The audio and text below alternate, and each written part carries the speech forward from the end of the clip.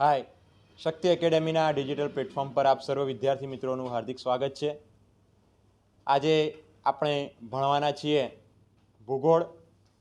હવે વિદ્યાર્થી મિત્રો, આપણે ધોરણ 6ની જે જીસીઆરટીની પુસ્તક છે એમાં રહેલો વિષય ભૂગોળ એ તો આપણો પૂરો થઈ ચૂક્યો છે, બરાબર.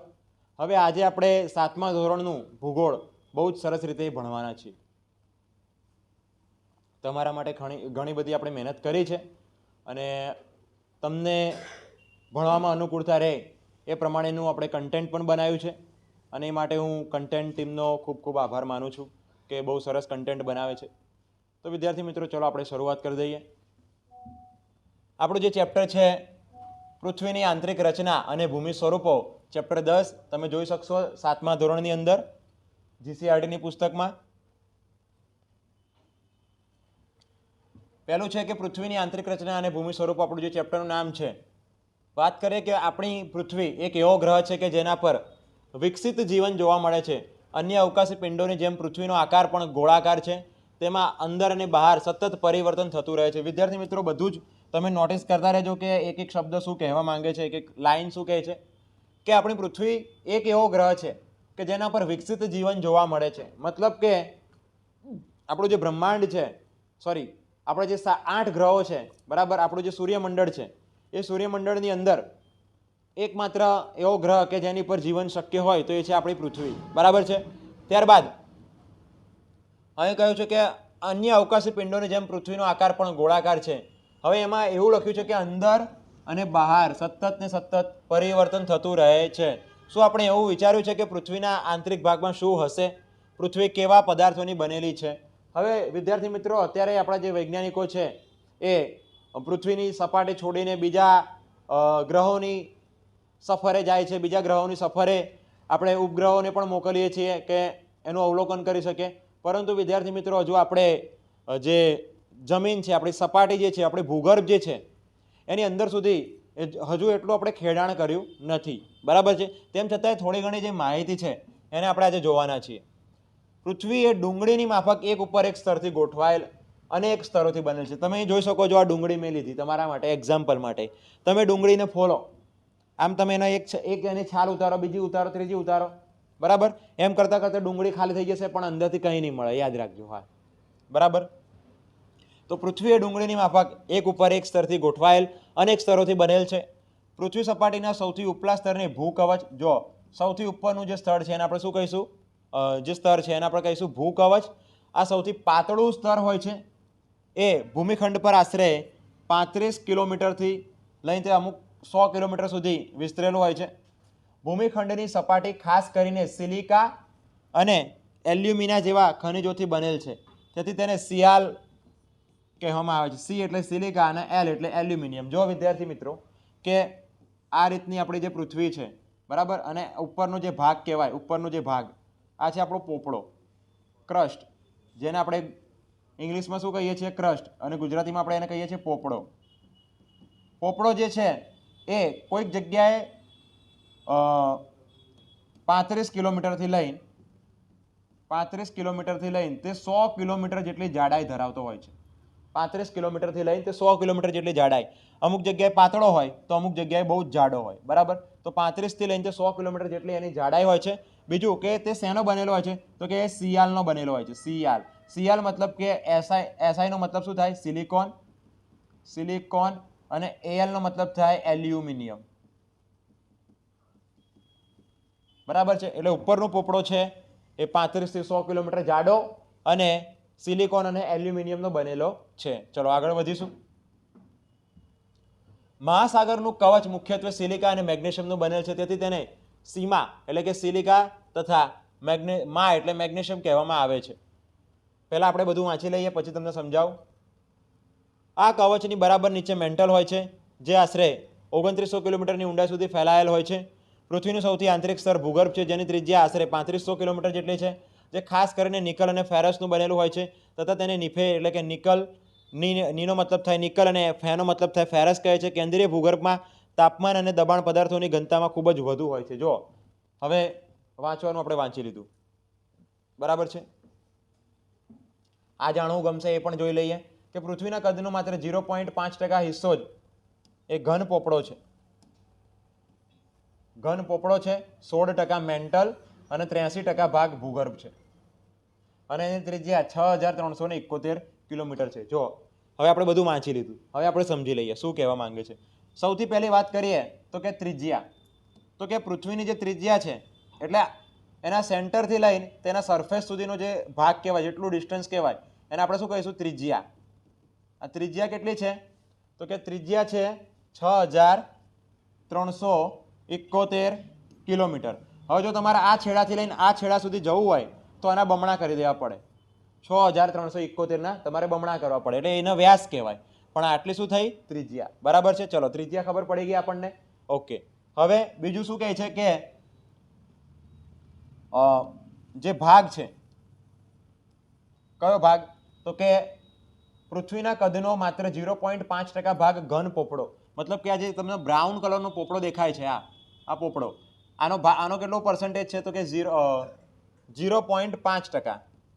માત્ર ને માત્ર આ 100% પૃથ્વી જે છે 100%, એમાંથી 0.5% શું છે? ક્રસ્ટ, એટલે કે પોપડો. યાદ રાખજો, 0.5% શું છે? પોપડો. બરાબર. પછી આ જે તમને પીળા કલરનું દેખાય, પીળા કલરનું શું છે? મેન્ટલ. આ મેન્ટલનો ભાગ કેટલો છે ભાઈ? તો કે મેન્ટલ છે 16%. કેટલા ટકા? 16% મેન્ટલ છે. 0.5% પોપડો, 16% મેન્ટલ. અને આ જે તમને લાઇટ ઓરેન્જ અને ડાર્ક ઓરેન્જ આ બંને જે તમને દેખાય, આ છે આપણું ગર્ભ.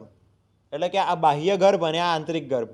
અને ગર્ભ કેટલા ટકા રોકે છે ભાગ? તો કે 83% ભાગ જેટલો ભાગ એ રોકે છે ગર્ભ. તો સૌથી વધારે હિસ્સો કોનો છે? તો કે ગર્ભનો. બીજો ભાગ કોનો? તો કે મેન્ટલનો. અને સૌથી અંતિમ ભાગ કોનો? તો કે પોપડાનો. બરાબર છે. આ થઈ ગયું. હવે બીજી વસ્તુ આપણે એ જોવાની છે કે 3500 કિલોમીટર એ કોની લંબાઈ છે? તો કે આ જે આપણો ગર્ભ છે, ગર્ભની કુલ લંબાઈ કેટલી થાય? તો કે 3500 કિલોમીટર. બરાબર છે. પછી મેન્ટલની કુલ લંબાઈ કેટલી થાય? તો કે 2900 કિલોમીટર. અને પછી આ જે પોપડો છે એની લંબાઈ કેટલી થાય? તો એની લંબાઈ ક્યાંક 35થી ચાલુ થાય તો ક્યાંક 100 કિલોમીટર સુધી હોય. કોઈક જગ્યાએ આ પોપડો પાતળો હોય તો 35 કિલોમીટર, કોઈક જગ્યાએ પોપડો થોડો જાડો હોય તો 100 કિલોમીટર હોય. તમે એનો સરવાળો મારો એટલે કે આ 3 અને આ 2 એટલે 5000 થઈ ગયા. અને 900 એટલે 5900 અને એની અંદર 500 એડ કરો એટલે 6400 ની આજુબાજુ થાય. તો તમે જોઈ શકો કે આટલી ત્રિજ્યા આવી ગઈ. 6371 એટલે 6400 ની એટલે લગભગ એટલી ત્રિજ્યા છે. બરાબર. આજે આપણું ગર્ભ છે એ કેટલા થયું? 3500 કિલોમીટર, મેન્ટલ 2900 કિલોમીટર અને પોપડો 35 થી 100 કિલોમીટર. પછી ટકાવારીમાં જુઓ તો ગર્ભનો ભાગ 83%, મેન્ટલનો ભાગ 16% અને પોપડાનો ભાગ જે છે 0.5%. હવે કઈ વસ્તુ શેની બનેલી છે આપણે એની પણ ચર્ચા કરીએ. તો કે ભાઈ જો પોપડો જે છે ને, પોપડો આ શેનો બનેલો છે? તો કે આ આલસીનો બનેલો છે. આલસી. બરાબર છે. મેન્ટલ શેનો બનેલો છે? તો કે માસીનો બનેલો છે. જો હું એના આ રીતે વાત કરું છું, આલસી, માસી. માસી કેવી હતી? આળસી હતી. અને એનું નામ શું હતું? તો કે ફેની. શું નામ હતું એનું? ફેની. માસીનું નામ, સોરી, આલસી, માસી, ફેની. માસી કેવી હતી? આળસી હતી. બરાબર. અને આ જો માસી, આ આળસી અને એનું નામ શું હતું? તો કે ફેની. આલસીનું નામ આખું શું થાય? તો કે એલ્યુમિનિયમ સિલિકોન. શું થશે? Aluminium silicon. મતલબ કે પોપડો શેનો બનેલો છે? એલ્યુમિનિયમ અને સિલિકોનનો બનેલો છે, આલસીનો બનેલો છે. જ્યારે આ મેન્ટલ જે છે પીળા કલરનો, એ શેનો બનેલો છે? મેન્ટલ બનેલો છે માસી, એટલે કે Mg નો મતલબ થાય મેગ્નેશિયમ અને Si નો મતલબ થાય સિલિકોન. હવે વાત કરીએ તો કે આપણું ગર્ભ, ગર્ભ શેનો બનેલો છે? ગર્ભ બનેલો છે ફેની. ફેની મતલબ કે ફેરસ અને નિકલ. બરાબર છે. ફેરસ એટલે લોખંડનો ભાગ કહેવાય. તો આ થઈ ગઈ આપણી આંતરિક રચના. પરીક્ષાની અંદર આમાંથી ઘણા પ્રશ્નો પૂછાતા હોય છે, એટલે બરાબર ધ્યાન રાખીને આ ટોપિકને જોઈ લેવો. ચલો આગળ વધીશું. હવે ખડકો અને ખનિજ. હવે વિદ્યાર્થી મિત્રો, તમે જોયું કે પૃથ્વીનો ભૂગર્ભ કેવો છે, એનું મેન્ટલ કેવું છે, એનો ક્રસ્ટ કેવો છે. બરાબર. તો એના આધારે, એની રચનાના આધારે આવા ખડકો આપણને મળી આવે છે પૃથ્વી પર. હવે ખડક ના પ્રકાર, પોતાના ગુણ, જો ખાસ યાદ રાખો, પોતાનો ગુણ, કણના કદ અને તેના નિર્માણની પ્રક્રિયાના આધારે અલગ અલગ હોય છે. બરાબર. નિર્માણ પ્રક્રિયાની દ્રષ્ટિએ ખડકોના 3 ભાગ પડે છે. નિર્માણ પ્રક્રિયા મતલબ કઈ રીતે એનું નિર્માણ થયું હશે. તો નિર્માણ પ્રક્રિયાના આધારે ખડકોના આપણે કેટલા ભાગ પાડીએ છીએ? તો કે 3 ભાગ પાડીએ છીએ. બરાબર છે. ચલો, તો કયા કયા 3 ખડકો છે? તો પહેલો છે ઇગ્નિયસ, બીજો છે સેડિમેન્ટરી અને ત્રીજો છે મેટામોર્ફિક. કયા કયા 3 ખડકો છે? ઇગ્નિયસ, સેડિમેન્ટરી અને મેટામોર્ફિક. ઇગ્નિયસ, સેડિમેન્ટરી, મેટામોર્ફિક. ઇગ્નિયસ એ લેટિન શબ્દ ઇગ્નિસ ઉપરથી આવેલો છે, જેનો મતલબ થાય અગ્નિ. ઇગ્નિયસ, ઇગ્નાઇટેડ, આ બધા તમે જો ઇંગ્લિશ ગ્રામર ભણતા હોય તો તમને આ શબ્દની ખબર પડી જશે. ઇગ્નિયસ એ લેટિન શબ્દ ઇગ્નિસ ઉપરથી આવેલો છે, જેનો મતલબ થાય છે અગ્નિ. પછી જે સેડિમેન્ટરી છે, તો સેડિમેન્ટરી શબ્દ એ પણ લેટિન શબ્દ સેડિમેન્ટમ ઉપરથી આવેલો છે, જેનો અર્થ થાય છે સ્થિર. સેડિમેન્ટરી સ્થિર. પછી મેટામોર્ફિક જે છે એ જ માત્ર ખાલી ગ્રીક શબ્દ છે. જો આ બંને તો લેટિન શબ્દ થઈ ગયા, આ થઈ ગયો ગ્રીક શબ્દ. આ ગ્રીક શબ્દ છે એ મેટામોર્ફિક નામથી આવેલો છે. એનો અર્થ થાય છે કે સ્વરૂપમાં બદલાવ. બરાબર છે. તો કે ઇગ્નિયસ રોક એટલે કે અગ્નિ, પછી સેડિમેન્ટરી એટલે કે સ્થિર, અને મેટામોર્ફિક એટલે કે સ્વરૂપમાં બદલાવ. તમે જોઈ શકો, જો ઇગ્નિયસ જે ખડક કહેવાય, ઇગ્નિયસ ખડક, એને આપણે ગુજરાતીમાં શું કહીએ છીએ? અગ્નિકૃત ખડક કહીએ છીએ. શું કહીએ છીએ? અગ્નિકૃત ખડક. જે તમને આવો દેખાશે, જો તમે જોઈ શકો છો, આ અગ્નિકૃત ખડક છે. બરાબર. જેમ કે તમારા ઘરની અંદર કિચનમાં જે ગ્રેનાઇટ પથ્થર લગાડેલો હોય, કિચન બનાવતી વખતે જે ગ્રેનાઇટ પથ્થર વપરાય છે, એ શું છે? તો કે ઇગ્નિયસ રોક એટલે કે અગ્નિકૃત ખડક છે. બરાબર. ત્યારબાદ બીજો જે ખડક છે અહીંયા લખ્યું છે સેડિમેન્ટરી. સેડિમેન્ટરીને આપણે શું કહીએ છીએ? જળકૃત અથવા તો અવસાદી ખડક. શું કહીએ છીએ આપણે એને? જળકૃત અથવા તો અવસાદી ખડક. જે તમને આવો દેખાશે, જો કે જેની અંદર આમ મતલબ માટી હોય ને એની અંદર નાના નાના પથ્થરો ચોંટાડી દેવામાં આવેલા હોય. આ ચીક્કી જેવો દેખાશે. હવે ઉત્તરાયણ આવી રહી છે ભાઈ, તો ચીક્કી બહુ મજા આવશે ખાવાની. જો આવો ચીક્કી જેવો દેખાય છે, જળકૃત ખડક. બરાબર છે. એના પછી રૂપાંતરિત ખડકની વાત કરી છે મેટામોર્ફિક. મેટામોર્ફિક એટલે રૂપાંતરિત ખડક. મેટામોર્ફિક એટલે કે રૂપાંતરિત અથવા તો વિકૃત ખડક.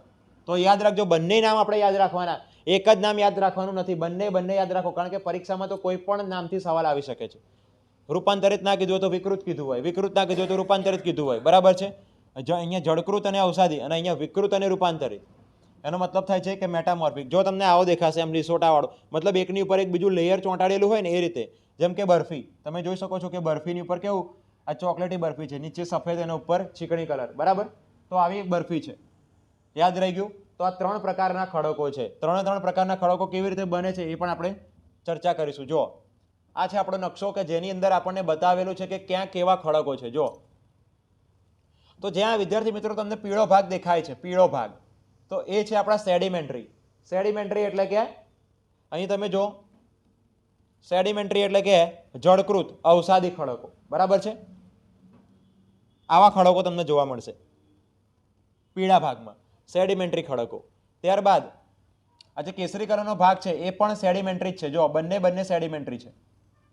આ બંને સેડિમેન્ટરી, પણ ફરક એટલો છે કે આ જે કેસરી કલરના જે સેડિમેન્ટરી રોક છે એ ટર્શિયરી કાળમાં બનેલા છે, અને જે પીળા કલરના જે છે ને એ રિસેન્ટ બનેલા છે, મતલબ હમણાં બનેલા છે.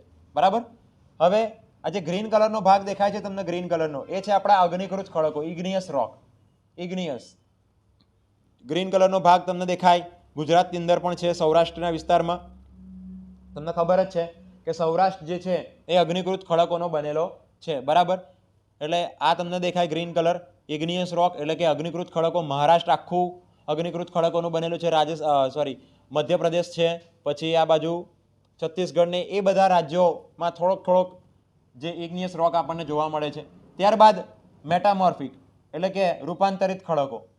હવે બે મેટામોર્ફિક છે. એક તો ગુલાબી કલર તમને બતાવ્યો છે અને એક ચીકણી કલર તમને બતાવ્યો છે, ગુલાબી અને ચીકણી. હવે જે ગુલાબી કલરનો જે છે એ ગોંડવાના લેન્ડનો છે. ગુલાબી કલરના જે મેટામોર્ફિક છે એ ગોંડવાના લેન્ડના બનેલા છે. બરાબર. જ્યારે ચીકણી કલરના જે છે એ કેમ્બ્રિયન યુગના બનેલા છે. બરાબર. તો આવી રીતે મેટામોર્ફિક, ઇગ્નિયસ અને સેડિમેન્ટરી એમ 3 રોક છે, અને કઈ જગ્યાએ આવેલા છે એ આપણી પાસે અહીંયા નકશો છે. બરાબર. એક વખત તમે પોઝ કરીને નોટ ડાઉન કરી લેજો. હવે વાત કરીએ આપણે દરેક ખડકોની અલગ અલગ રીતે કેવી રીતે બને છે, શું કામ છે એનું, બધું જ આપણે જોવાના છીએ. તો કે અગ્નિકૃત ખડકો. અગ્નિકૃત ખડકો એટલે કે એના ઇગ્નિયસ રોક કહીશું. કઈ રીતે બને છે? તો જો હું વાંચું છું કે ગરમ મેઘમાં ઠંડો થઈને નક્કર થઈ જાય છે. ગરમ મેઘમાં ઠંડો થઈને, મેઘમાં શું હોય હવે? મેઘમાં એટલે કે જે જ્વાળામુખી નીકળતો હોય તો એમાંથી જે નીકળતો લાવા હોય એ લાવાને આપણે કહીએ છીએ મેઘમાં. બરાબર? તો આ જે મેઘમાં છે એ ઠંડો થઈને નક્કર બની જાય છે. જ્યારે એ સળગતો બહાર આવતો ને ત્યારે એ લિક્વિડ હોય છે, એ પ્રવાહી અવસ્થામાં હોય છે. બરાબર? એટલે સેમી લિક્વિડ કહી શકાય, એટલે બહુ ઘાટો પ્રવાહી એમ. બરાબર છે? એટલે એ બહાર નીકળીને પછી હવાની હાજરીમાં એ ઠંડો થઈ જાય છે. અને આ પ્રકારે બનેલા ખડકને આપણે કહીએ છીએ અગ્નિકૃત ખડક કહીએ છીએ. બરાબર? અગ્નિકૃત ખડકો પણ પાછા બે પ્રકારના હોય છે. એક તો આંતરિક ખડક અને બીજા છે બાહ્ય ખડક. હવે બે પ્રકારના અગ્નિકૃત ખડકો છે, એક આંતરિક અગ્નિકૃત ખડક અને એક બાહ્ય અગ્નિકૃત ખડક. બરાબર છે? અગ્નિકૃત ખડક કેવી રીતે બને છે? તો કે લાવા જ્યારે જમીનમાંથી બહાર આવે છે અને બહાર આવીને એ ઠલવાઈ જાય છે ત્યારે અગ્નિકૃત ખડકો બનતા હોય છે. બરાબર છે? ચલો, શું તમે જ્વાળામુખીમાંથી નીકળનાર લાવાની કલ્પના કરી શકો છો? વાસ્તવમાં આગની જેમ લાલચોળ પ્રવાહી મેઘમાં જ લાવા છે, જે પૃથ્વીના આંતરિક ભાગમાંથી નીકળીને સપાટી પર પથરાય છે. અને જ્યારે પ્રવાહી લાવા પૃથ્વીની સપાટી પર આવે છે તે ઝડપથી ઠંડા થઈને નક્કર બની જાય છે. ભૂકવચ પર જોવા મળતા આવા ખડકોને બાહ્ય અગ્નિકૃત ખડક કહીએ છીએ. જો બે પ્રકારના અગ્નિકૃત ખડક છે. જો જેમ કે આ લાવા કેવો અહીંયાથી આમ બહાર આવી રહ્યો છે, તમે જોઈ શકો છો. આ લાવા જ્યારે બહાર આવશે અને બહાર આવીને એ વાતાવરણની હાજરીમાં ઠરી જશે અને ઠરીને એક નક્કર પદાર્થ બની જશે, એક નક્કર પથ્થર બની જશે. અને ત્યારે આપણે એને શું કહીશું? બાહ્ય અગ્નિકૃત ખડક. શું કહીશું આપણે ત્યારે એને? બાહ્ય અગ્નિકૃત ખડક કહીશું. બરાબર છે? તેની સંરચના કેવી હોય છે? તો કે ખૂબ નાની દાણાદાર હોય છે. ખૂબ નાની નાની અને દાણાદાર હોય છે. એમ તમે એને ઘસો તો એમાંથી દાણા દાણા જેવું, મતલબ પાવડર જેવું થઈ જાય. દ્રષ્ટાંત તરીકે અહીંયા આપણે ઉદાહરણ આપે. દ્રષ્ટાંતનો મતલબ થાય ઉદાહરણ. દ્રષ્ટાંત તરીકે અહીંયા છે બેસાલ્ટ. શું છે? બેસાલ્ટ. પછી પ્રવાહી મેઘમાં ક્યારેક ભૂકવચની અંદર ઊંડાઈ જ ઠરી જાય. મતલબ કે મેઘમાં બહાર નીકળે જ નહીં. જ્વાળામુખીમાંથી જે અહીંયા બહાર નીકળી રહ્યો છે એવો બહાર નીકળે જ નહીં અને અંદરના અંદર જ ઠરી જાય. બરાબર? તો આ પ્રકારે બનેલા નક્કર ખડકોને આંતરિક અગ્નિકૃત ખડક કહેવામાં આવે છે. શું કહીશું આપણે એને? આંતરિક અગ્નિકૃત ખડક. તો બે પ્રકારના થયા, એક આંતરિક અગ્નિકૃત ખડક અને એક બાહ્ય અગ્નિકૃત ખડક. આંતરિક એટલે અંદર ઠરી જાય, બહાર નીકળે નહીં. બરાબર છે? અને પછી જ્યારે એમાંથી જે મેઘમાં નીકળે છે, જે ઠરી ગયેલો મેઘમાં અંદર, એને જ્યારે આપણે બહાર કાઢીશું તો એ થઈ જશે આપણો આંતરિક, અને જે બહાર નીકળી ગયો છે એને આપણે કહી દઈશું બાહ્ય. બરાબર છે? અને એમાં જે અંદરનો જે છે આંતરિક ખડક જે છે એમાં દાણા કેવા હોય છે? મોટા. બહાર કેવા હોય છે? નાના નાના દાણા. અને અંદર કેવા હોય છે? મોટા દાણાનું સ્વરૂપ તે ધારણ કરે છે. એટલે અંદર આંતરિક અગ્નિકૃત ખડક છે એનું ઉત્તમ ઉદાહરણ છે ગ્રેનાઇટ, અને બાહ્ય અગ્નિકૃત ખડક છે એનું ઉત્તમ ઉદાહરણ છે બેસાલ્ટ. બાહ્ય ખડક છે એનું ઉત્તમ ઉદાહરણ શું છે? તો કે બેસાલ્ટ. અને જે આંતરિક અગ્નિકૃત ખડક છે એનું ઉત્તમ ઉદાહરણ શું છે? તો કે ગ્રેનાઇટ. આના એક્ઝામ્પલમાં બેસાલ્ટ અને આના એક્ઝામ્પલમાં ગ્રેનાઇટ આવે છે. આવા ખડકનું એક દ્રષ્ટાંત છે. ઘંટીમાં અનાજ, દાણા કે મસાલાને પીસવા માટે જે પથ્થરનો ઉપયોગ મોટા ભાગે થાય છે તે ગ્રેનાઇટના બનેલા હોય છે. હે ને? ચક્કી પીસિંગ, એન્ડ પીસિંગ, એમાં જે પથ્થર વપરાયો હતો એ શું છે? ગ્રેનાઇટ. તો વિદ્યાર્થી મિત્રો આપણે જોઈ લીધું કે કઈ રીતે બને છે. બે પ્રકારના છે, આંતરિક ખડક, બાહ્ય ખડક. ઓકે, ચલો આગળ વધીશું. હવે જો હું તમને એકચ્યુઅલમાં બતાવું છું કઈ રીતે થાય છે, કે આ છે આપણો જ્વાળામુખી. બરાબર છે? એક આપણે એનિમેશન કર્યું છે. જો આ ઓગળે છે, આ બધું બહાર નીકળી રહ્યું છે. આ જે તમને પીળું પીળું દેખાય છે બહાર આવી રહ્યો છે એ શું છે? તો કે એ છે આપણો મેઘમાં, કે જે બહાર આવી રહ્યો છે. અને એ શું બનશે? આપણો બાહ્ય અગ્નિકૃત ખડક બનશે. શું બનશે? આપણો બાહ્ય અગ્નિકૃત ખડક. ફરી એક વખત આપણે જોઈ લો. બાહ્ય અગ્નિકૃત ખડક, આ જે બહાર નીકળી રહ્યો છે એ છે આપણો બાહ્ય અગ્નિકૃત ખડક. ઓકે, ચલો ત્યારબાદ આપણે જોઈએ આંતરિક અગ્નિકૃત ખડક શું હોય. જુઓ વિદ્યાર્થી મિત્રો, આ મેઘમાં આ જે છે આપણો જ્વાળામુખી છે, અને જ્વાળામુખીની અંદર મેઘમાં જ્યારે અંદર ઠરી જાય આની અંદર, ત્યારે એ બને છે આંતરિક જ્વાળામુખી ખડક. બરાબર છે? ચલો જોઈએ આપણે. જો આ ઓલવાઈ ગયું છે બધું. ઓકે, અને આપણે આ હટાવી દઈશું ત્યારે અંદર ખાલી આવો એક નાનો પથ્થર જેવું રહી જશે, સ્તંભ જેવું. તો આપણે એને શું કહી દઈશું? આંતરિક જ્વાળામુખી ખડક. ચલો ફરતી એક વખત જોઈએ. જો આ રીતનો હોય પછી તમે એને અહીંયાથી હટાવી દો, તમે ક્રેન દ્વારા કે કોઈ બુલડોઝર ફેરવીને. બરાબર? તો આ ઉપરનો જે ભાગ હટી જાય ત્યારે પછી એક સીધી પટ્ટી આપણને જોવા મળે છે. એ શું થઈ જાય? આપણો આંતરિક અગ્નિકૃત ખડક. એટલે કે એ છે આપણો ગ્રેનાઇટ પથ્થર. જોઈ લો. હવે આવશે આપણો ગ્રેનાઇટ પથ્થર. જો આને શું કહેવાય? ગ્રેનાઇટ પથ્થર. અંદરથી નીકળ્યો ને. ચલો આગળ વધીશું. હવે છે આંતરિક અગ્નિકૃત ખડકની અંદર જો એનું એ જ આવ્યું છે કે કેવા હોય છે, આ રીતના હોય છે. બાહ્ય અગ્નિકૃત ખડક એ જે એક્ઝેક્ટ રિયલમાં આવા જ લાગતા હોય છે. બરાબર છે. ચલો આગળ વધીએ. હવે છે જળકૃત ખડકો. બીજા પ્રકારના ખડકોની વાત કરવાની છે. જળકૃત ખડકો એટલે કે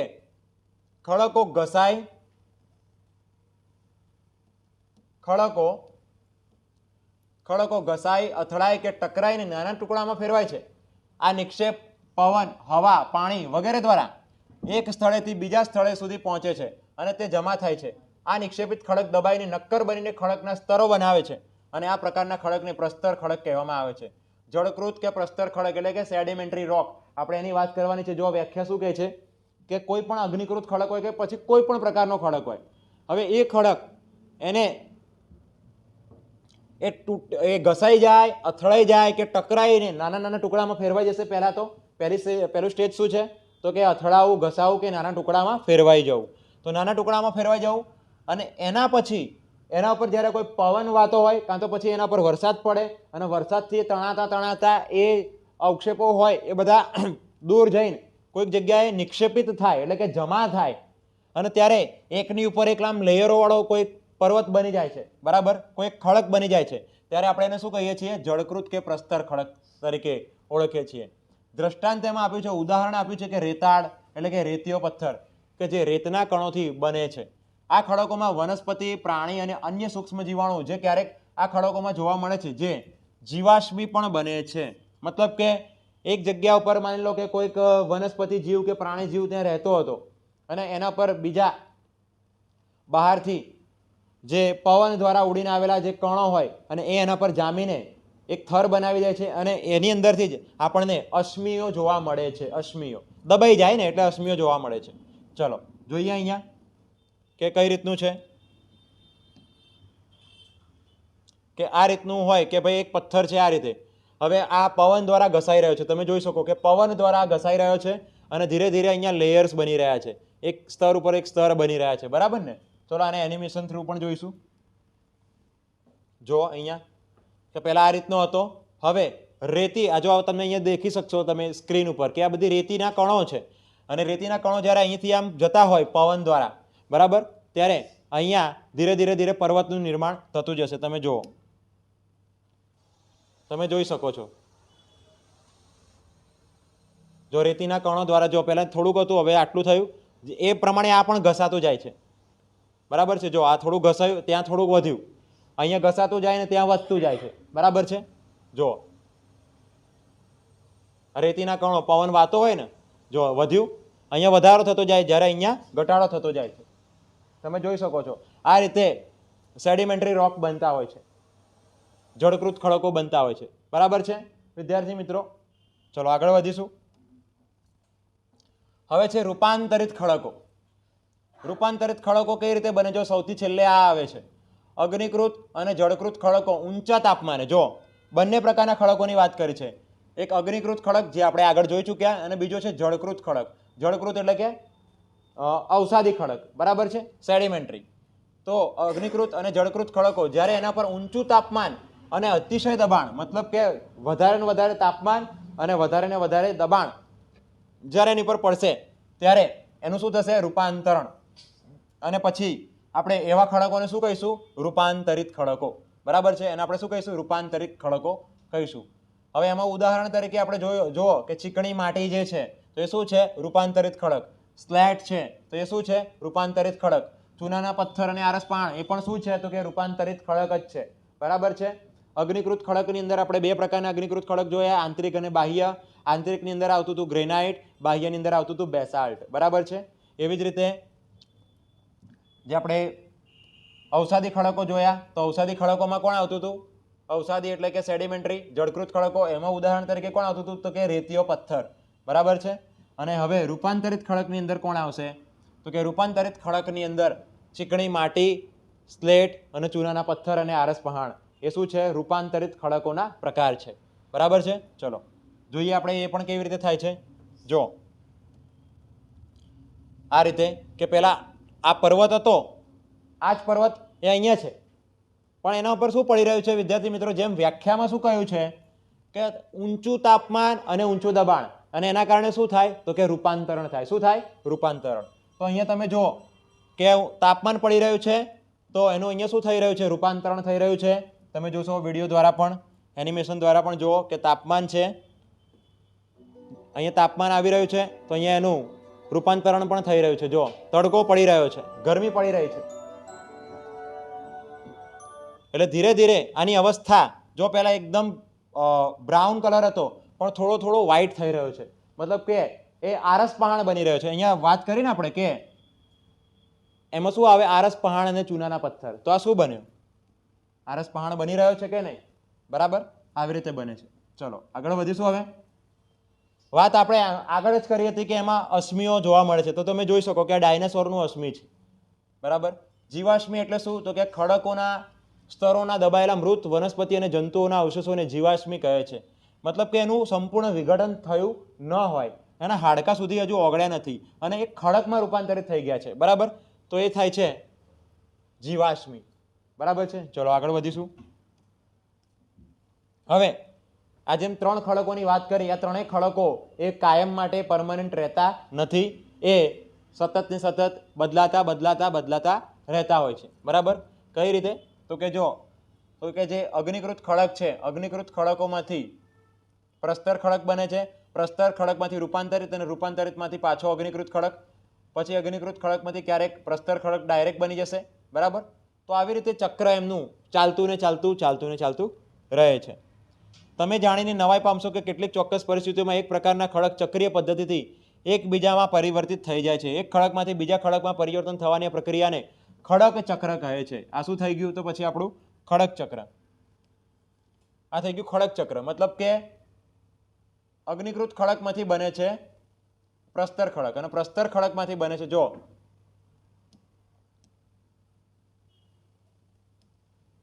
આપણું જે અગ્નિકૃત ખડક છે, અગ્નિકૃત ખડક, અગ્નિકૃત ખડકમાંથી એક પહેલો શું બનશે? પ્રસ્તર ખડક. બરાબર છે. એટલે કે સેડિમેન્ટરી.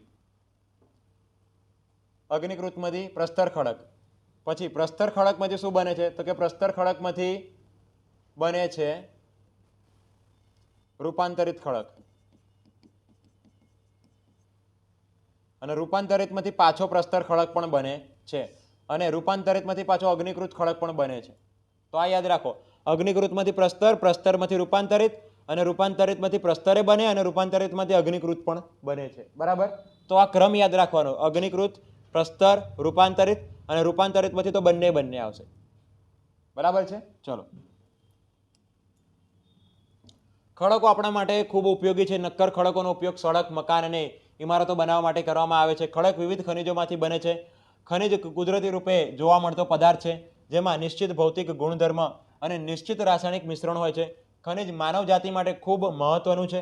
કેટલાકનો ઉપયોગ ઈંધણ તરીકે થાય છે, જેમ કે કોલસો, કુદરતી વાયુ, ખનિજ તેલ અને પેટ્રોલિયમ.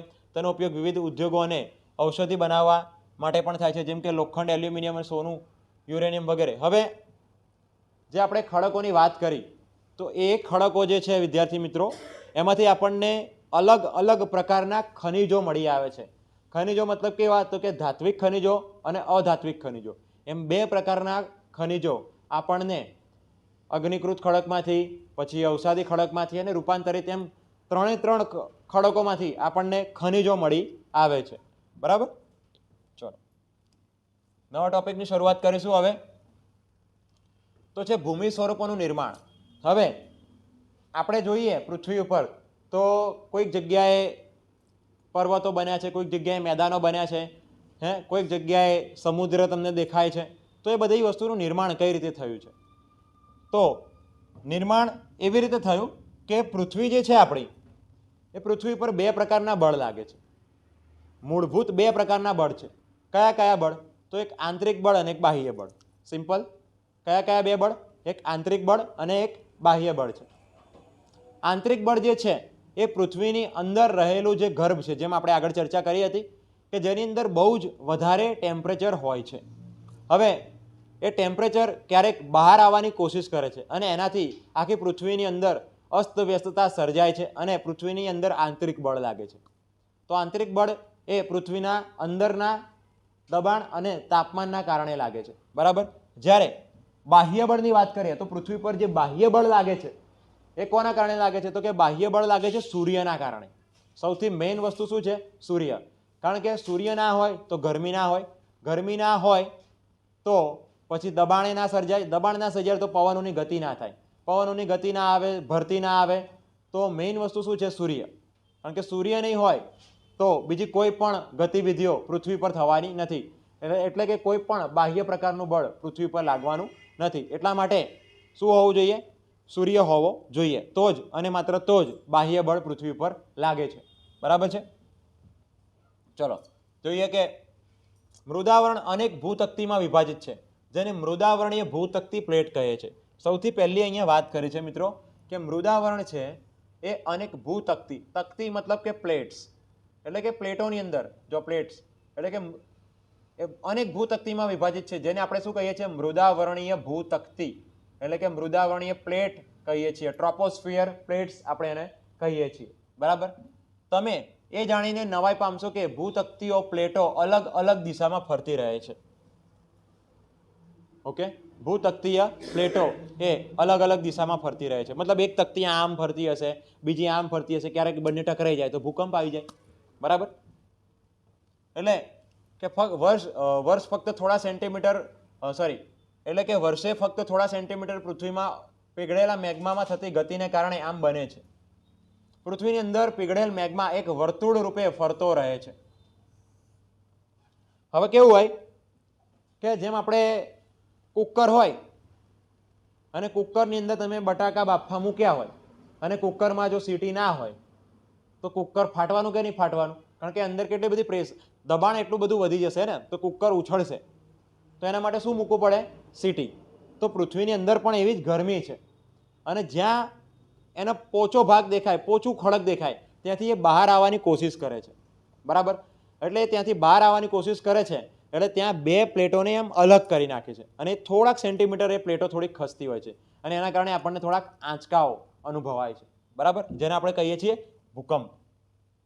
પ્લેટની આવી ગતિને કારણે પૃથ્વીની સપાટી પર પરિવર્તન થાય છે અને પૃથ્વીની ગતિઓને એ બળોને આધારે વિભાજિત કરવામાં આવે છે, જેના કારણે આ ગતિઓ પેદા થાય છે. તે બળ પૃથ્વીના આંતરિક ભાગમાં નિર્માણ પામે છે, જેને આંતરિક બળ એટલે કે ઇન્ડોજેનિક ફોર્સ કહે છે. અને જે બળ પૃથ્વીની સપાટી પર ઉત્પન્ન થાય છે તેને બાહ્ય બળ એટલે કે એક્સોજેનિક ફોર્સ કહે છે. તો મેં તમને હમણાં જ વાત કરી લીધી કે બે પ્રકારના બળો લાગે છે, આંતરિક બળ અને બાહ્ય બળ, બરાબર છે. ચલો જો અહીંયા તમે જોઈ શકો કે આ આપણી પૃથ્વીનો નકશો છે, એમાં બધી પ્લેટોના આધારે આપણે એને ડિવાઈડ કરેલા છે. જો આફ્રિકન પ્લેટ છે, પછી ઓસ્ટ્રેલિયન પ્લેટ છે, બરાબર. તો એવી બધી અલગ અલગ પ્લેટો છે. આ જે વ્હાઇટ કલરથી તમને બોર્ડર બતાવેલી છે એ પ્લેટોની બોર્ડર છે. અને જ્યારે વાસ્તવમાં ભૂકંપ આવે ત્યારે આમ એકદમ આમ ખાઈ પડી જતી હોય છે, આવી રીતે તિરાડ પડી જતી હોય છે. અહીંયા પણ તમે જોઈ શકો પૃથ્વી ઉપર આવી રીતે પ્લેટો છૂટી પડે છે, બરાબર છે. જો ધીરે ધીરે આવી રીતે પ્લેટો છૂટી પડે છે. આંતરિક બળ ક્યારેક આકસ્મિક ગતિ પેદા કરે છે તો વળી ક્યારેક ધીમી ગતિ. ભૂકંપ અને જ્વાળામુખી જેવી આકસ્મિક ગતિને કારણે પૃથ્વીની સપાટી પર પરિવર્તન થાય છે. ભૂકવચ પર ખુલ્લું એક એવું છિદ્ર હોય છે જેમાંથી પીગળેલા પદાર્થ અચાનક નીકળે છે, તેને જ્વાળામુખી કહેવામાં આવે છે. જ્વાળામુખી જેની આપણે હમણાં જ વાત કરી, આગળ આપણે જોયું કે કઈ રીતે જ્વાળામુખી નીકળતો હતો, બરાબર છે. તો મેં તમને હમણાં વાત કરી કે કોઈક એવું છિદ્ર હોય, મતલબ કે પૃથ્વીનો જે પોપડો છે એવો કોઈક જગ્યાએ પૃથ્વીનો પોપડો નબળો હોય, તો જ્યાં એ નબળો હોય ને ત્યાં એની ખડકની બંધારણીય રચના બહુ કમજોર હોય અને ખડકની બંધારણીય રચના બહુ કમજોર હોવાના કારણે એ જગ્યાએથી ગરમી બહાર આવવાની કોશિશ કરશે. હું તો જો જેમ કે હું મારી વાત કરું ને તો હું પૃથ્વીને સમજવા માટે પૃથ્વીના એક ગરમ ભજીયા તરીકે એની ઉપમા આપું છું. જેમ કે ભજીયું હોય, તમે લાયા હોય એકદમ ગરમ ગોટા લાયા હોય, બરાબર, અત્યારે શિયાળાની અંદર તો એ ગોટા લાયા હોય તો ગોટાનો ઉપરનો ભાગ પહેલાં ઠંડો થશે પણ અંદરનો ભાગ તો ગરમ જ રહેવાનો. તો સેમ વસ્તુ એવું છે કે પૃથ્વીનો ઉપરનો ભાગ તો ઠંડો થઈ ગયો છે પણ અંદરનો ભાગ હજુ ગરમ છે. હવે ગરમી કેવી રીતે બહાર નીકળશે? તો ગરમી અંદરથી જ બહાર આવવાની ને, એમને તો બહાર આવવાની નથી, બરાબર. તો સેમ વસ્તુ અહીંયા એવું જ છે કે પૃથ્વી શું છે તો કે ભજ્યું. યાદ રાખો, આ મૃદાવરણીય ભૂતકતી પ્લેટોની ગતિશીલતાથી પૃથ્વીની સપાટી પર કંપન થાય છે અને આ કંપન તેના કેન્દ્રની ચારેય બાજુ કરે છે અને આ કંપનને ભૂકંપ કહે છે. ભૂકવચની નીચે જે સ્થાન કે જ્યાંથી કંપનની શરૂઆત થાય છે તેને ઉદ્ગમ. જો હવે ભૂકંપ અહીંથી સ્ટાર્ટ થયો તો અહીંયાથી રેડિયેશન નામ નીકળી રહ્યા છે. જો બધી જગ્યાએ એમ ફેલાઈ રહ્યા છે. જેમ પેલું પાણીમાં પથ્થર નાખો શાંત પાણીમાં અને કેવા વમાળો નીકળતા હોય, તો એવી જ રીતે અહીંયા પણ એની જે શું કહેવાય એની જે વેવ્સ છે ભૂકંપની, આના જે તરંગો છે એ નીકળી રહ્યા છે. એટલે અહીંયાથી ઉત્પન્ન થયું ને તો આપણે એને શું કહીશું? ફોકસ, એટલે કે કેન્દ્ર કહીશું. બરાબર. અને જ્યાં સૌથી પહેલા અનુભવાય, મતલબ કે અહીંયા પહેલા અનુભવાશે ને, તો અહીંયા જ્યાં પહેલા અનુભવાય ત્યાં આપણે એને શું કહીશું? Epicentre. શું કહીશું? Epicentre. બરાબર છે. તો કે ઉદ્ગમ કેન્દ્રના નજીકના સપાટીના કેન્દ્રને અધિકેન્દ્ર એટલે કે એપી સેન્ટર કહેવામાં આવે છે. અને અધિકેન્દ્રના સૌથી નજીકના ભાગમાં સૌથી વધારે ભૂકંપ થાય છે. બીજું કે ભાઈ ભૂકંપની આગાહી સંભવ નથી. તમને એટલું તો ખબર પડી જાય કે વરસાદ ક્યારે આવશે, વાવાઝોડું ક્યારે આવશે, પરંતુ ભૂકંપ ક્યારે આવશે એની આગાહી શક્ય નથી. બરાબર. કારણ કે અંદર કોણ જઈને બેઠું છે ભાઈ. પરંતુ સ્થાનિક લોકો કેટલીક સામાન્ય પદ્ધતિથી ભૂકંપની સંભાવનાઓનું અનુમાન કરે છે. જેમ કે પ્રાણીઓના વર્તનનો અભ્યાસ. બરાબર છે. તળાવની માછલીઓની તીવ્ર હેરફેર થાય, સરીસૃપોનું પૃથ્વી સપાટી પર આવવું, એટલે જેમ કે સાપ હોય, દેડકા હોય તો એ બધા બહાર આવી જતા હોય. બરાબર. અહીંયા વાત કરી કે પ્રાણીઓના વર્તનનો અભ્યાસ. વિદ્યાર્થી મિત્રો, તો આપણા પ્રાચીન સમયની અંદર વરા મિહિર કરીને આપણા એક બહુ મોટા જાણકાર શાસ્ત્રી હતા. બરાબર. વિક્રમાદિત્ય બીજો હતો, એના સમયની અંદર પ્રાચીન ભારતના ઇતિહાસમાં તમને એમનું નામ જાણવા મળશે, વરા મિહિર. એ એક એવા વ્યક્તિ હતા કે જે પ્રાણીઓના વર્તનથી ઓળખી શકતા હતા કે ભૂકંપ આવશે કે નહીં આવે. બરાબર. આ વાત મને એટલા માટે યાદ આવી કે આપણે જે નવી સીસીઈની પદ્ધતિ મુજબની સરકારી નોકરીની જે તૈયારીઓ છે એ શક્તિ એકેડેમીની અંદર શરૂ થઈ ગઈ છે. બરાબર. એમાં વિજ્ઞાનના લેક્ચર પણ મેઇન્સ માટેના ચાલુ થઈ ગયા છે. રિઝનિંગ અને મેથ્સ પણ ચાલુ થઈ ગયું છે. તો એ આધારે મને અત્યારે આ વાત યાદ આવી કે ભાઈ એની અંદર હું પોતે જ વિજ્ઞાન ભણાવું છું અને એમાં જ વરા મિહિરનો ઉલ્લેખ હતો, એટલે મને આ વાત યાદ આવી ગઈ. બરાબર. તો જો તમે પણ જોડાવા માંગો છો શક્તિ એકેડેમીની અંદર ઓફલાઈન બેન્ચની અંદર, તો તમે જોડાઈ શકો છો.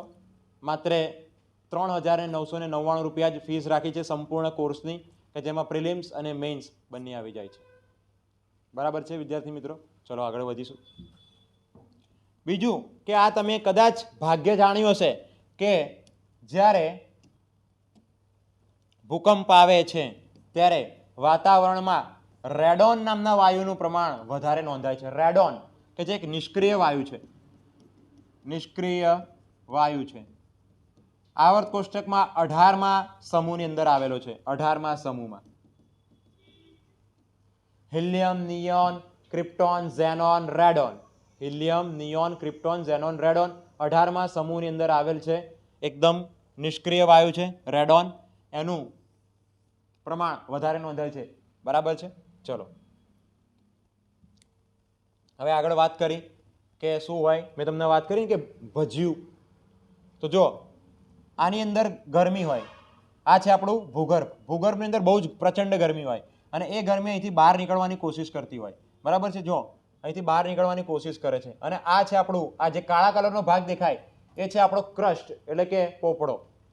અને આ પોપડાની અમુક જગ્યા છે, તમે જોઈ શકો. આ 1, 2, 3, 4 એવી જગ્યા મેં લીધી છે અહીંયા. આ 4 જગ્યા બહુ પોચી હતી અને ત્યાંથી આ જ્વાળામુખી બહાર નીકળવાની કોશિશ કરે છે. બરાબર. જો અહીંથી આ કોશિશ કરે છે. અહીંયાથી સોરી, આ જે વ્હાઇટ કલર અહીંયા બતાવ્યો છે, સફેદ કલરની બોર્ડર, એ તો આપણી છે પ્લેટ, પણ અહીંયાથી કોશિશ કરે છે જ્વાળામુખી બહાર નીકળવાનો. કારણ કે આ જગ્યા થોડી નબળી છે, પોચી છે, એટલે અહીંથી જ્વાળામુખી બહાર નીકળે છે. જો અહીંથી પણ જ્વાળામુખી આવી રીતે બહાર નીકળે છે. બરાબર છે. આ મેન્ટલ, આ આપણું કોર છે, ગર્ભ છે, એના પછી મેન્ટલ છે. બંનેની ગરમી બહાર નીકળવાની કોશિશ કરે છે. આ જે સફેદ કલરનો જે ભાગ બતાવ્યો છે એ છે આપણી બધી પ્લેટ્સ. જે પ્લેટ ટેક્ટોનિક્સની વાત કરું છું, પ્લેટો થોડી હલતી રહે છે. પણ આ જે છે પોચો ભાગ છે અહીંયા. બરાબર. તો પોચો ભાગ છે અને ત્યાંથી આ ગરમી બહાર નીકળવાની કોશિશ કરે છે અને બહાર નીકળીને અહીંયા જ્વાળામુખીનું નિર્માણ થાય છે. બરાબર. આ રહ્યો આપણો જ્વાળામુખી. ચલો,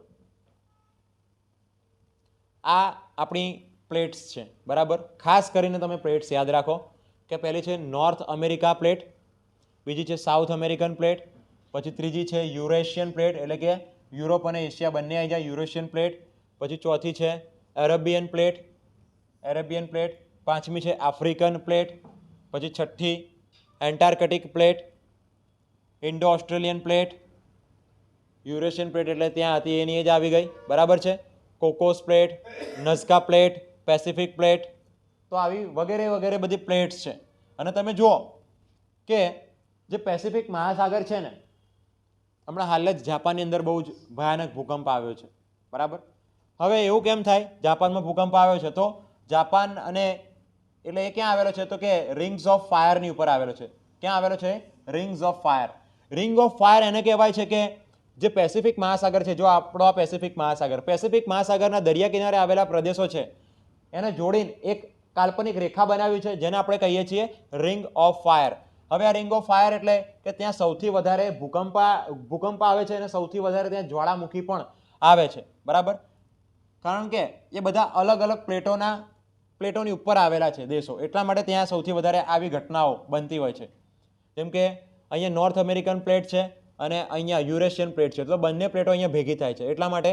પછી ત્રીજું કે અહીંયા છે ઇન્ડો ઓસ્ટ્રેલિયન પ્લેટ, ત્યારબાદ અહીંયા આવી જાય છે Antarctic plate, Pacific plate, Cocos plate, Nazca plate, South American plate. તો આ પ્લેટો બધી એક જગ્યાએ આવી જાય છે, એવી ગોઠવણી થયેલી છે કે જેના કારણે પ્લેટોની અંદર સતત હલનચલન થતું રહેતું હોય છે અને ત્યાં આવેલા દેશોની અંદર વધારે ભૂકંપના આંચકાઓ અનુભવાય છે. એટલા માટે જ આ ક્ષેત્રનું નામ પડ્યું છે રિંગ ઓફ ફાયર, બરાબર છે. આ મેઇન્સ તો પ્રશ્ન બની જાય કે શા માટે એને રિંગ્સ ઓફ ફાયર કહેવામાં આવે છે, તો તમે આવો ઉલ્લેખ કરી શકો છો. ચલો, હવે કેવું થાય તો કે જો આ છે આપણું કોર અને આ છે આપણું મેન્ટલ અને આ છે આપણું ક્રસ્ટ. તો મેન્ટલની અંદર આવી રીતે ગતિવિધિઓ થતી હોય છે, તમે જુઓ.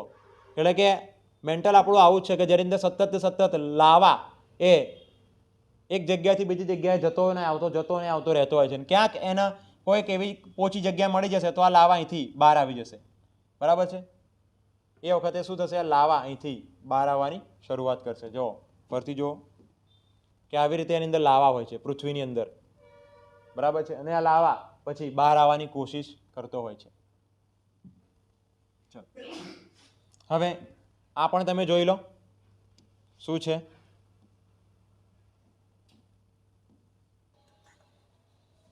તમે અહીંયા જોઈ શકો છો કે કેવી રીતે હોય છે. જો આ મેન્ટલની અંદરથી નીકળી રહ્યું છે આ લાવા બધો બહાર, અને આ પ્લેટ્સમાંથી બહાર નીકળે છે અને તોડીને અહીંથી આ બહાર નીકળી રહ્યો છે, તમે જોઈ શકો છો.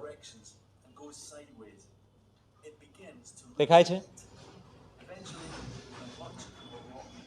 એક પ્લેટ બીજી પ્લેટની નીચે આવી રહી છે અને બંને પ્લેટો અહીંયાથી આમ છૂટી પડી રહી છે. મેગ્માના કારણે, લાવાના કારણે છૂટી પડી રહી છે.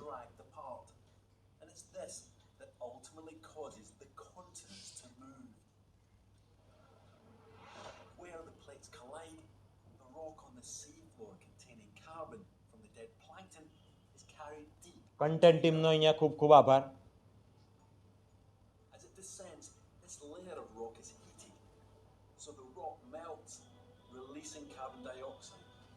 જો આવી રીતે જ્વાળામુખી નીકળી રહ્યો છે, હે ને? બોલો, ખ્યાલ આવી ગયો વિદ્યાર્થી મિત્રો? ચલો વધીશું આગળ. હવે આપણે વાત કરવાની છે મુખ્ય ભૂમિ સ્વરૂપો. આંતરિક બળ અને બાહ્ય બળ બંને બળો લાગ્યા બાદ હવે જે ભૂમિ સ્વરૂપોની રચના થવાની છે આપણે એની ચર્ચા કરી લઈએ. ચલો ફટાફટ જોઈશું, ચેપ્ટર પતાવવાનું છે. મુખ્ય ભૂમિ સ્વરૂપોની અંદર સૌથી પહેલાં તો જો નદીઓ દ્વારા વાત કરવાની છે, બરાબર.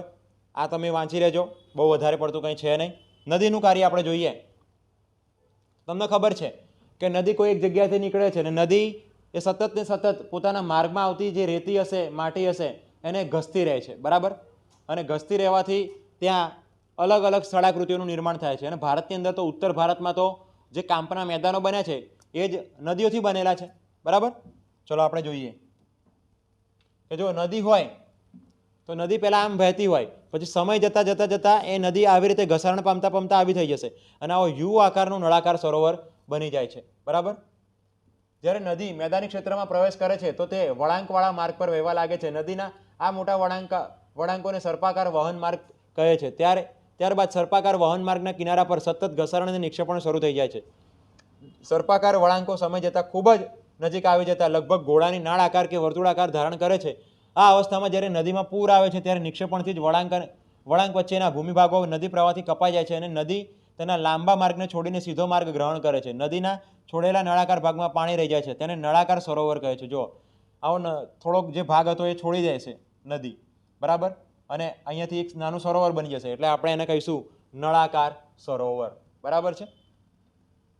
અને આપણે એને કહીશું નળાકાર સરોવર. ક્યારેક નદી પોતાના કિનારાથી બહાર વહેવા લાગે છે, પરિણામે નજીકના વિસ્તારોમાં કાંપ અને અન્ય પદાર્થોનું નિક્ષેપણ કરે છે. તેને પૂરના મેદાનો કહે છે. મતલબ કે નદીની પોતાની જે લિમિટ્સ હતી એમાંથી એ નદી બહાર નીકળી જાય છે અને પોતાનો કાંપ બહાર ઠાલવે છે, બરાબર. તો એનાથી પૂરના મેદાનોની રચના થાય છે, પૂરના મેદાનો, બરાબર છે. ચલો આગળ વધીશું. હવે તમે અહીંયા જોઈ શકો છો કે નદી પોતાનું કાર્ય કઈ રીતે કરે છે. તો એક સરસ વિડીયો દ્વારા તમે અહીંયા જુઓ કે પહેલાં આવી રીતે પાણી નદી ઉપરથી આવી રીતે જળ ધોધ પડતો હોય છે, એટલે અહીંયા તો સૌથી વધારે ઘસારણ થવાનું મિત્રો, કારણ કે નદીનું પાણી સીધું જમીન ઉપર વાગે છે.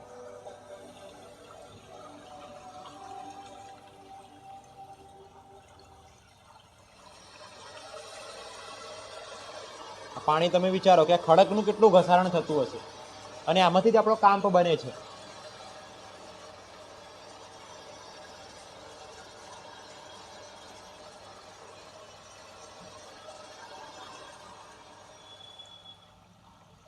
ત્યારબાદ પાણી ધીરે ધીરે એની જે ઊંચી સપાટી હતી ઢાળવાળી, વધારે ઢાળવાળી, એમાંથી ઓછા ઢાળવાળી સપાટી તરફ આગળ વધતું જાય છે, બરાબર. અને અંતે એ કોઈ દરિયાની અંદર કે કોઈ મહાસાગરમાં ભળી જાય છે. તમે જોજો હવે ભળી જશે,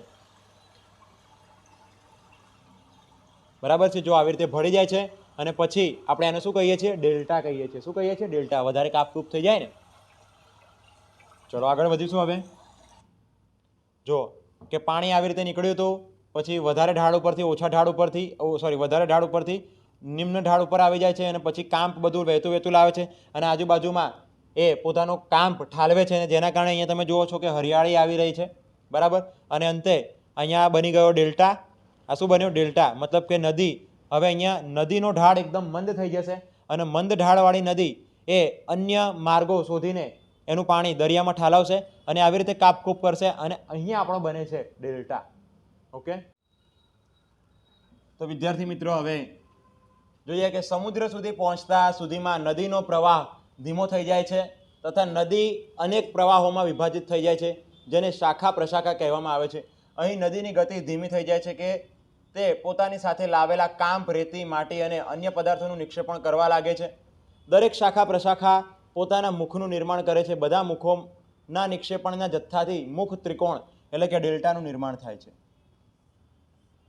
હવે જે નદી છે વિદ્યાર્થી મિત્રો, એ નદી તમે અહીંયા જોઈ શકો કે આવી રીતે વહેતી આવે છે. પછી અહીંયા એનો પ્રવાહ ધીમો થઈ જાય છે, મતલબ કે એની ગતિ મંદ થઈ જાય છે, અને પછી એ નદી અનેક નાની શાખાઓ, પ્રશાખાઓની અંદર વિભાજિત થઈ જાય છે, અને આવી રીતે બને છે આપણો એક ડેલ્ટા. અને આપણે શું કહીશું? ડેલ્ટા.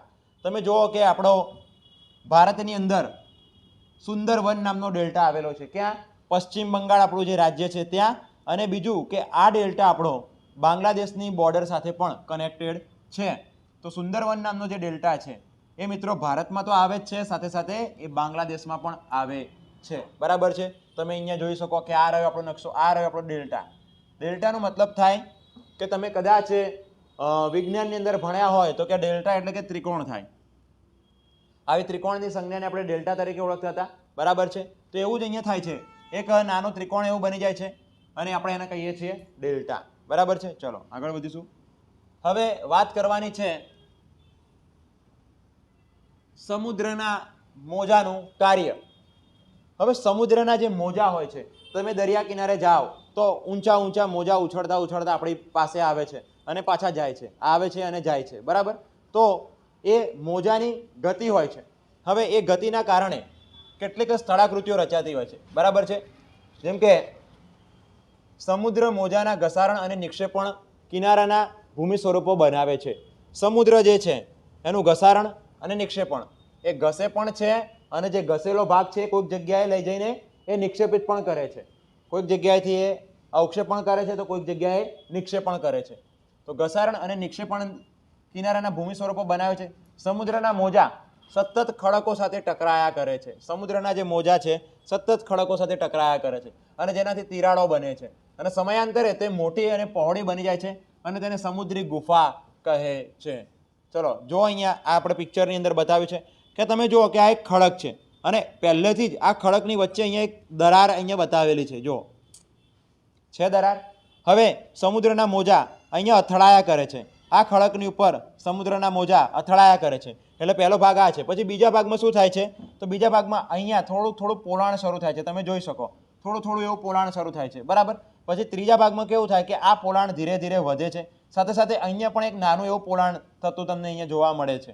પછી ચોથા સ્ટેજમાં એવું થાય કે આ ભાગ જે છે એ અહીંયાથી સંપૂર્ણ રીતે કટાઈને આગળ જતો રહે છે. જ્યારે અહીંયા એક નાનું એક બાકોરું પડી જાય છે, એક છિદ્ર પડી જાય છે. બરાબર. એટલે કે આમાંથી એક નાનું વહાણ હશે, કોઈક નાનું વહાણ હશે તો એ આરામથી અહીંથી પાસ થઈ જશે. બરાબર છે. આને આપણે કહીએ છીએ સમુદ્ર ગુફા. અને આ એક પથ્થર છૂટો પડી ગયો. બરાબર છે. આ ગુફાઓના મોટા થતા જવાથી માત્ર છત જ રહે છે, જેનાથી તટીય મહેરાબ કમાન બને છે. સતત ઘસારણ છતને પણ તોડી નાખે છે અને ફક્ત દિવાલો રહે છે. દિવાલ જેવા આ ભૂમિ સ્વરૂપને સ્ટેક કહે છે. તો મિત્રો આ જે આપણું રહી ગયું ને, આ છે આપણું સ્ટેક. આ શું થઈ ગયું? સ્ટેક. અને આ છે આપણી સમુદ્રી ગુફા. સમુદ્રી ગુફા. બરાબર છે. સમુદ્ર જળની ઉપર લગભગ ઉર્ધ્વ થયેલ ઊંચા ખડકાળ કિનારાઓને સમુદ્ર કમાન કહે છે. સમુદ્રી મોજાઓ કિનારા પર નિક્ષેપણ જમા કરી સમુદ્ર પુલિનનું નિર્માણ કરે છે. હવે પુલિનનો મતલબ થાય દરિયા કિનારો. મતલબ કે કોઈ બીચ છે, કોઈ દરિયા કિનારો છે અને ત્યાં દરિયા કિનારાથી થોડાક દૂર જમીનની ઉપર એક ઊંચી ઊંચી એવી ખડકો આવેલી હોય છે. બરાબર છે. અને એને આપણે કહીએ છીએ સમુદ્ર કમાન. રાઈટ. ચલો આગળ વધીશું. હવે આ છે જો સમુદ્રી ગુફાની જે ઇમેજ છે એ આવી હોય છે. મતલબ કે સમુદ્રના મોજાઓ દ્વારા સતત ને સતત અહીંયા ઘર્ષણ થવાથી આ પોલો ભાગ જે હતો એનો એકદમ પોચો ખડક હતો એ ભાગ ધીરે ધીરે ઘસાઈ જવાથી અહીંયા એક આવી ગુફા બની જાય છે. આપણે એને કહીએ છીએ સમુદ્ર ગુફા. તમે જોઈ શકો કે વિડીયોના માધ્યમથી પણ તમને ખ્યાલ આવી જશે કે શું છે સમુદ્ર ગુફા. જો આ રહી સમુદ્ર ગુફા. અહીંયા તોડી નાખેલું છે પાણી દ્વારા જ. આ છે આપણી સમુદ્ર ગુફા. બરાબર છે. ચલો હવે વાત કરવાની છે હિમ નદીનું કાર્ય શું છે. જો આપણે નદીનું કાર્ય જોયું, સમુદ્રના મોજાનું પણ કાર્ય જોયું. હવે આપણે જોવાનું છે હિમ નદીનું કાર્ય. હિમ નદી હિમાચ્છાદિત પર્વતીય ક્ષેત્રોમાં બરફની નદીઓ બને છે. હવે હિમ નદીનો મતલબ મિત્રો તમને અહીંયા ખબર પડી જાય કે હિમ એટલે કે બરફ અને નદી એટલે નદી. એટલે કે બરફથી બનતી નદી હોય એને આપણે કહીએ છીએ હિમ નદી. બરાબર છે.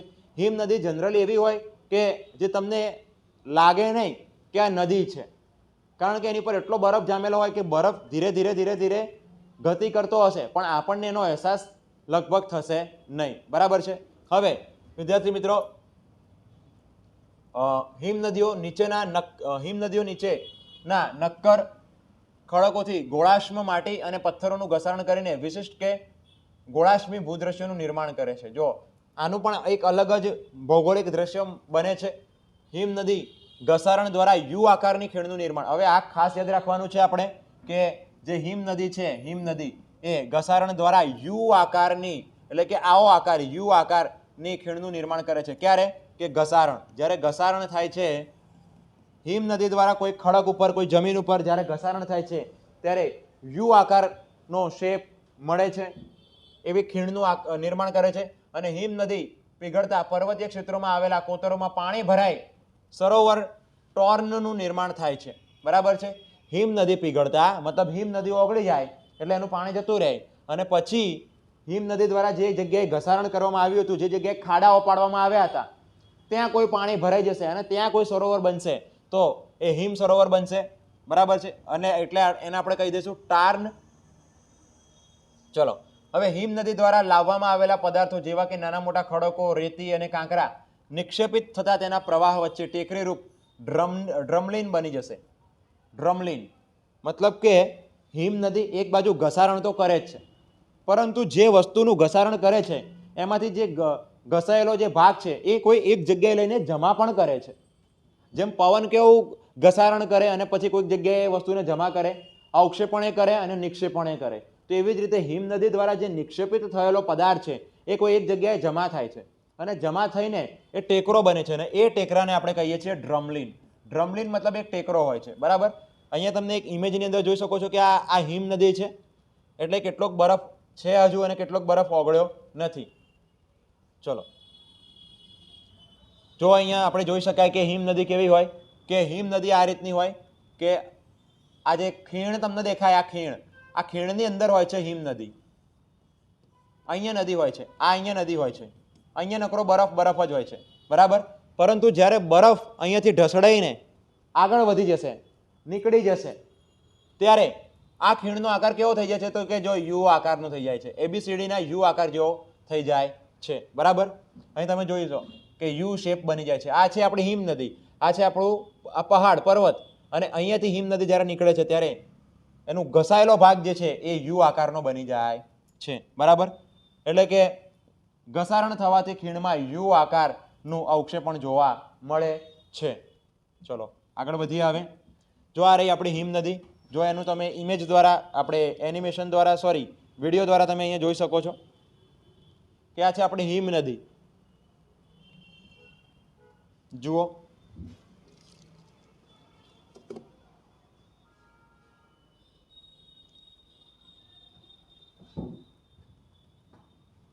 આ આખી જે તમને દેખાય છે આ બધી હિમ નદી છે, આ હિમ નદી છે. હવે આ ઓગળશે પણ ખરા, તમે જુઓ ધીરે ધીરે ઓગળવાની શરૂઆત પણ થશે.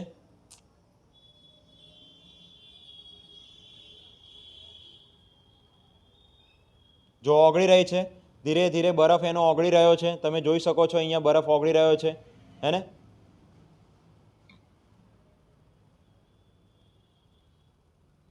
બરફ કેટલો ઓગળી રહ્યો છે, પછી એમાંથી પાણી બનવાની પણ શરૂઆત થઈ જશે. જો આ કેટલોક બરફ હજુ એમને એમ રહ્યો છે, જ્યારે અમુક બરફનું પાણી બની ગયું છે. અને આ પાણી આવી રીતે જ આપણી 12 નદીઓ, જેમ કે ગંગા, યમુના જે છે, ઘાઘરા, ગંડક, કોશી, એ 12 નદીઓ એ આવી રીતે જ નિર્માણ પામે છે અને આપણા સુધી પહોંચે છે.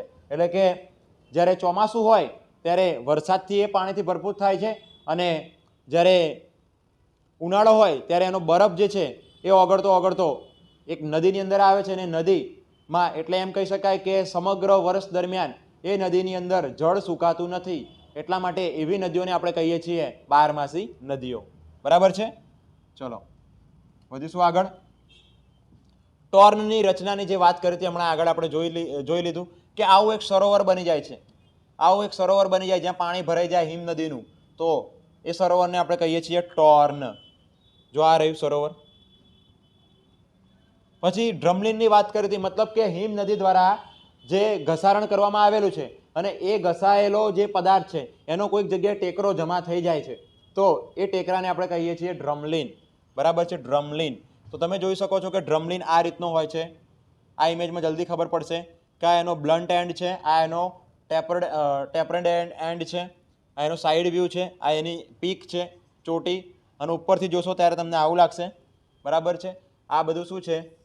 આ ડ્રમલિન જ છે, ડ્રમલિન. અહીંયા પણ તમે જોઈ શકો છો કે ડ્રમલિન ક્યાં છે, તો કે આવા જે તમને ટેકરા દેખાય, તમે જુઓ આવા નાના નાના ટેકરાઓને તમે આની સાથે મેચ કરી શકો છો. જો સેમ ટુ સેમ લાગે છે, હે ને, સેમ ટુ સેમ. તો આ શું છે? આ શું છે? તો કે આ ડ્રમલિન છે, મતલબ કે જમા થયેલો ટેકરો, બરાબર. ચલો વધીશું આગળ. હવે વાત કરવાની છે પવનનું કાર્ય શું છે. પવન દ્વારા પણ ઘણા કાર્યો થતા હોય છે. જો પહેલી વાત આપણે નદી દ્વારા કાર્ય જોયું, બરાબર, પછી હિમ નદીની પણ વાત કરી, હવે આપણે પવનની પણ વાત કરી લઈએ, બરાબર છે. રણમાં પવન એ ઘસારણ અને નિક્ષેપણનું મુખ્ય પરિબળ છે. રણમાં, હવે રણ હોય તો રણની અંદર તો તમે જુઓ કે માટીનું વંટોળ આવતું હોય છે, વાવાઝોડું આવતું હોય છે, એક ભમરી ફરતી હોય છે, બરાબર. તો કે રણમાં પવન જે છે એ શું કરે છે? ઘસારણ કરે છે અને નિક્ષેપણ કરે છે. મતલબ કે કોઈક જગ્યાએથી ઘસારો પણ કરશે અને કોઈક જગ્યાએ કોઈક બહારથી લાવેલું ઘસારણની વસ્તુ નિક્ષેપિત પણ કરશે. મતલબ ઉપાડે કરવાનો અને જમાએ કરવાનું, કોમર્સવાળા ઉપાડે કરવાનો અને જમાએ કરવાનું એવું કામ કરશે, બરાબર છે. પવન ખડકોના ઉપરના ભાગની સરખામણીએ નીચલા ભાગને સરળતાથી ઘસે છે. હવે આ ખાસ યાદ રાખવાનું કે પવન જે છે એ ખડકોના ઉપરના ભાગની સરખામણીએ નીચલા ભાગને સરળતાથી ઘસે છે. હવે તમને પ્રશ્ન એવો થવો જોઈએ કે કેમ એવું કરે છે? ઉપરનો ભાગ પહેલા ઘસાવો જોઈએ કે નીચેનો ભાગ પહેલા ઘસાવો જોઈએ? માની લો કે આ રીતનો કોઈ ટીલો હોય, આ રીતનો કોઈ ટેકરો હોય, તો એનો ઉપરનો ભાગ પહેલા નથી ઘસાતો, પણ નીચેનો ભાગ ઘસાય છે. અને નીચેનો ભાગ ઘસાઈને ઉપરનો તો એમ જ રહેશે, પણ નીચેનો ભાગ ઘસાઈને આમ થઈ જશે. હવે આવું કેમ કે નીચેનો ભાગ ઘસાય છે? કેમ નીચેનો ભાગ ઘસાય? તો એનું કારણ છે વિદ્યાર્થી મિત્રો કે જે પવન છે, પવનની ગીચતા એ નીચેના ભાગે વધારે હોય છે. અહીંયા પવનની ગીચતા બહુ હોય છે, અને આવો ગાઢ અને ગીચ પવન એ ગુરુત્વાકર્ષણ બળના કારણે જેટલા તમે નીચે જશો એટલું જ ગુરુત્વાકર્ષણ બળના કારણે હવાની ઘનતા વધારે હશે. હવે આ પવનના કણો બહુ વધારે હશે, એટલે બધા જ કણો એક સાથે આની પર હુમલો કરે, બરાબર. જ્યારે તમે ઉપર જાઓ તો ઉપર હવાના કણો થોડા ખુલ્લા હશે, મતલબ કે હવા એકદમ પાતળી હશે, તો પાતળી હવા વધારે ઘસારણ કરી શકશે નહીં, પરંતુ નીચે હવા કેવી હશે? જાડી હશે, તો આ જાડી હવા વધારે ઘસારણ કરી દેશે, બરાબર છે. તો આ જાડી હવા ઘસારણ કરવાના કારણે આ જે પહાડ છે કે જે ટેકરો છે એ ઉપરથી ઘસાતો ન હોવાથી એ નીચેથી ઘસાય છે, બરાબર છે. ચલો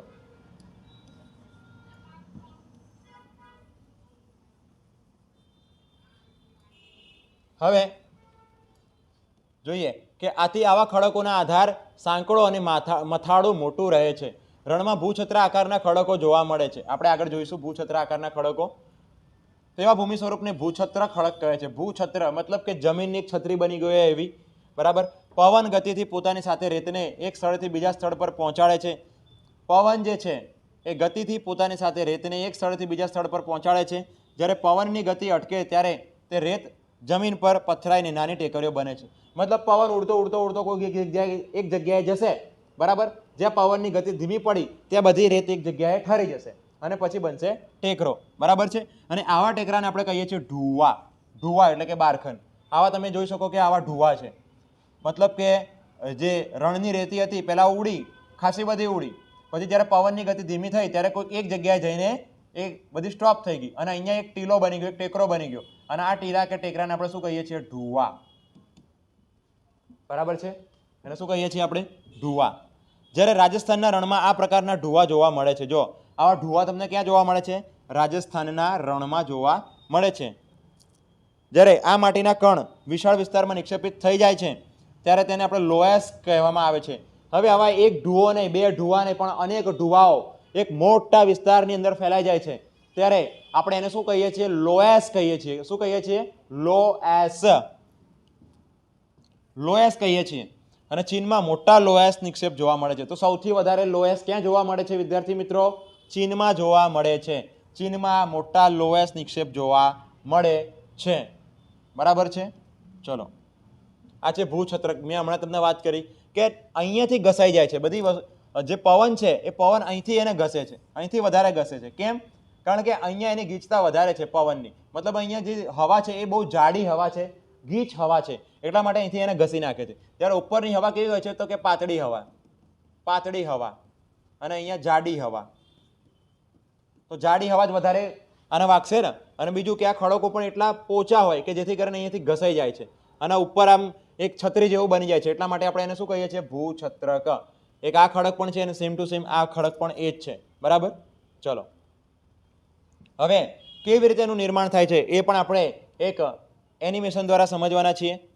જોઈ લો કે પહેલા એક ખડક માની લો કે આ રીતનો હતો, બરાબર. હવે પવન આની પર આવશે, પવન એની પર વાશે અને પવનના કારણે આ ખડક જે છે ધીરે ધીરે તૂટવાની શરૂઆત થશે. અને જેમ ભૂછત્રક આપણે આગળ જોયું એ પ્રમાણે એ પણ આવો ભૂછત્રક જેમ બની જશે. તમે જોઈ શકો છો અહીંયા કે કેવું થાય છે. અહીંયા જુઓ કે પવન વાઈ રહ્યો છે, અહીંયા પવન આવી રહ્યો છે અને પવનના દ્વારા અહીંયા જો ઘસારણ થઈ રહ્યું છે, આવી રીતે ધીરે ધીરે ઘસાય છે, હે ને. અને શું બને છે? ભૂછત્રક બને છે. જો કેટલું બધું કપાઈ ગયું, હે. આવી રીતે ભૂછત્રક બનતો હોય છે, બરાબર છે.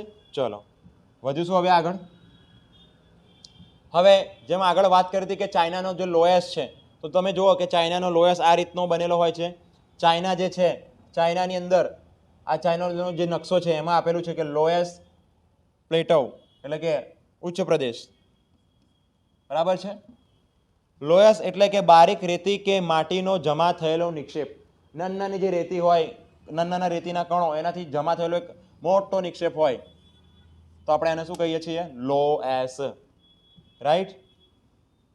તો વિદ્યાર્થી મિત્રો, થેન્ક યુ સો મચ કે આપણો જે પહેલો લેક્ચર જે હતો ધોરણ 7ની જીસીઆરટીનો ભૂગોળ વિષયનો, એમાં 10મું ચેપ્ટર એ આપણે અહીંયા સમાપ્ત થઈ ગયો, બરાબર છે. હવે મળીશું આપણે 11મા ચેપ્ટર સાથે.